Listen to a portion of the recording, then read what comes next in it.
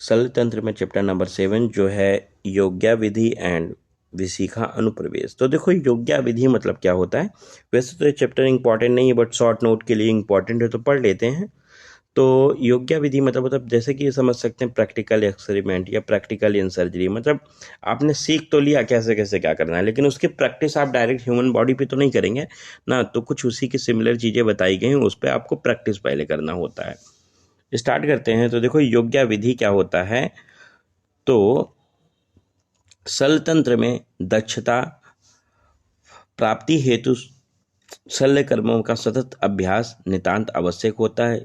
इसके महत्व को पहचानने आचार्य सुश्रुत ने संसार में सर्वप्रथम अष्टविध कर्मों को सीखने के लिए प्रायोगिक विधि का प्रतिपादन किया है। इसे योग्या विधि कहते हैं।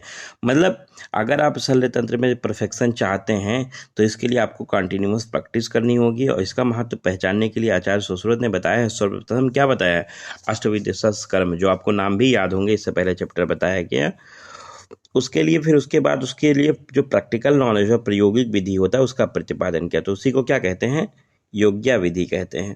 देखो सुश्रुत पर टीका जो डल्हल ने की कहा है योग्या सम्यक अभ्यासा, मतलब सम्यक रूप से कर्म का अभ्यास करना ही योग्या कहलाता है। गीता में बताए गए योग्या कर्म सुकौशलम, मतलब कुशलता पूर्वक किया हुआ कर्म ही योग्य है। तो देखो योग्या का अर्थ क्या होता है तो आप समझ चुके हैं, कर्म अभ्यास होता है। इस विषय में सविस्तार वर्णन जिस अध्याय में किया गया है उसे योग्या सूत्रीय कहते हैं। मतलब इसका जहाँ डिटेल में एक्सप्लेनेशन हो, कुशलता पूर्वक किया हुआ कर्म क्या होता है, योग्य होता है। देखो एक श्लोक है जो रेफरेंस के रूप में आप ध्यान रखेंगे, वरना आपको याद हो जाए तो आप याद कर लोगे। अधिगत सर्वशास्त्रम अपि शिष्यम योगा कार्येत स्नेह आदिषु छेद आदिषु कर्म पथ्यम उपदेशयेत सुबहुसुतो अपकृत्य योग्या कर्म स्वयोग्यो भवति। तो आप रेफरेंस के रूप में ध्यान रखिए। तो सुश्रुत सूत्र 9 का श्लोक है, वरना आप याद कर पाए तो याद कर लें। इस श्लोक से ही हिंदी इसमें लिखी हुई है। देखो अधिगत सर्वशास्त्रम अपि शिष्यम योगा कार्य, तो मतलब सभी शास्त्रों का अध्ययन करने वाले छात्र को भी योग्या कर्म का अभ्यास करना चाहिए। जैसे कि स्नेह आदिशु मतलब स्नेहन स्वेदन वोमन विरेचन, छेदन आदिशु मतलब छेदन भेदन वेदन आदि कर्म का योग्या कर्म बताए गए हैं। ठीक है। और सभी शास्त्रों की गहराई से अध्ययन करने पर भी योग्या के ज्ञान के अभाव में, अगर योग्या का ज्ञान आपने प्रैक्टिस नहीं किया है तो प्रत्यक्ष कर्म भली प्रकार से नहीं किया जा सकता। मतलब आपको डायरेक्ट सर्जरी करने को भेज दिया जाए तो आप नहीं कर पाएंगे। देखो तो क्या पहले आपको प्रैक्टिस करनी है। तो देखो शास्त्र क्षार अग्नि में कुशलता प्राप्त करने के लिए जिस का कर्म का जिस वस्तु का अथवा जिस द्रव्य के साथ धर्म मतलब सिमिलर हो उस पर आपको प्रैक्टिस होता है। तो उस वस्तु के योग्या करने का उपदेश दिया गया। मतलब सिमिलर प्रोडक्ट पे आपको क्या करनी है, प्रैक्टिस करनी है। चाहे वो शस्त्र कर्म हो, चाहे वो क्षार कर्म हो, चाहे वो अग्नि कर्म हो, आपको अगर कुशलता प्राप्त करनी है तो उसी के साधर्म उसी के सिमिलर वस्तु पर आपको बार बार प्रैक्टिस करनी होगी। देखिए शस्त्र का अभ्यास कर्म अभ्यास निम्न वस्तुओं पर किया जा सकता है। देखो आपको पता है, आपको अष्टकर्म जो होते हैं वो आपको याद होंगे, ट्रिक आपने अप्लाई करके रखी होगी। जो हमने बताई आपको क्या बताई है, 6 भे ले भे ए आ बी सी, तो ऐसे करके आपको याद है। ठीक है। तो देखो छेदन क्या होता है, एक्सीजन। तो इसमें देखो पुष्प फल हो गया, कुष्मांड मतलब ये कुम्हड़ा होता है। ठीक है। और अलाबू मतलब यहाँ कद्दू लिखा है, आप लौकी कर लेना। और कलिंदक मतलब तरबूज होता है। ककारुक मतलब ककड़ी होता है। ऐसे जिनमें लेयर मोटी सी होती है और अंदर कैविटी हलो हलो सी होती है, उस सब चीज़ों पे छेदन करना है।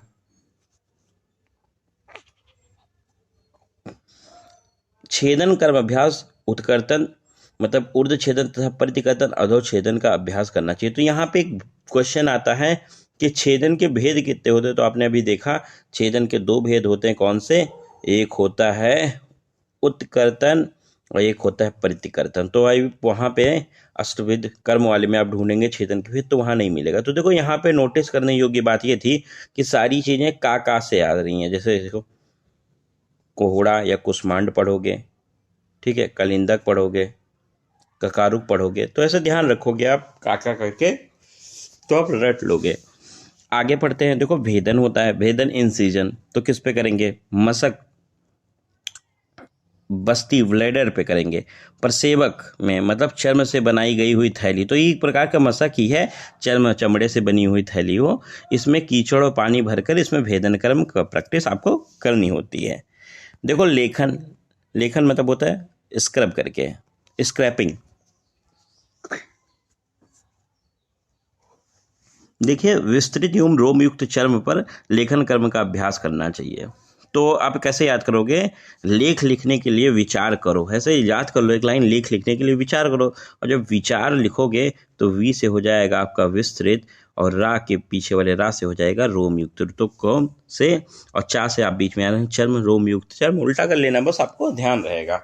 तो लेखन किस पे करोगे? विस्तृत एवं रोमयुक्त चर्म पे लेखन कर्म का अभ्यास करना चाहिए। बात करते हैं वेदन की। देखो पंक्चरिंग करना, तो मृत पशुओं की सिराओं पे और या कमलनाल पे भेदन कर्म की प्रैक्टिस आपको करनी चाहिए। एषण क्या होता है? प्रोबिंग। देखो दीमक द्वारा खोखली की गई लकड़ी हो गई, कमलनाल भी खोखल होता है, बांस हो गया, शुष्क अलाबो हो गया, आपको पता है लौकी ना, सूखी हुई लौकी तो खोखली सी होगी, इसके मुख में एषण कर्म करना चाहिए। अब आप देखोगे आहरण मतलब खींच के निकालने वाला एक्सट्रैक्शन, तो देखो जो पनस हुआ, पनस मतलब होता है कटहल हो गया, ये बिम्बी फल हो गया, या बिल्व फल मज्जा हो गया, या मृत पशुओं के दांत हो गए, तो इन पर आपको आहरण कर्म की प्रैक्टिस करनी चाहिए। विश्रावण ड्रेनेज, ठीक है, तो देखिए विश्रावण क्या होता है? सालमली फलक पर मोम की परत चढ़ाकर उस पर विश्रावण कर्म करना चाहिए, ठीक है। आगे बात करते हैं सीवन की। तो देखिए सीवन क्या होता है? सुचरिंग करना। तो देखो पतले तथा मोटे तनु मतलब पतले और मोटे घन वस्त्र के प्रांत किनारों पर अथवा मृदु चर्म पर सीवन कर्म करना चाहिए। तो ये आपके 8 जो अष्टविध कर्म होते हैं वो आपके कंप्लीट हो गए। आगे देखो बंद, देखो बंद कहाँ करना चाहिए? बंधन बैंडेजिंग करना। तो देखो वस्त्र तथा मृतिका से निर्मित पुतलों के अंग प्रत्यंगों पर बंधन करना चाहिए, ठीक है, कपड़े से बनाए हुए मिट्टी से बनाए पुतलों पर उनके अंग प्रत्यंगों पर बंधन कर्म करना चाहिए, ठीक है। यहाँ पे आप देखेंगे तो देखो क्षार और अग्निकर्म हो गया। तो क्षार अग्निकर्म कहाँ किया जाएगा? तो मृदु मांस के टुकड़ों पर क्षार योम अग्निकर्म करना चाहिए, ठीक है, मुलायम मांस के टुकड़े लेना है और उस पर क्षार योम अग्निकर्म करना है। कर्ण संधि बंधन की बात करें तो देखिए कर्ण संधि बंधन कहाँ किया जाएगा? तो देखो मृदु चर्म मतलब मृदु चर्म हो गया या मांसपेशियां, किसकी मांसपेशियां? तो मृत पशुओं की मांसपेशियां, कमलनाल, इन पर कर्ण संधि बंधन करना चाहिए।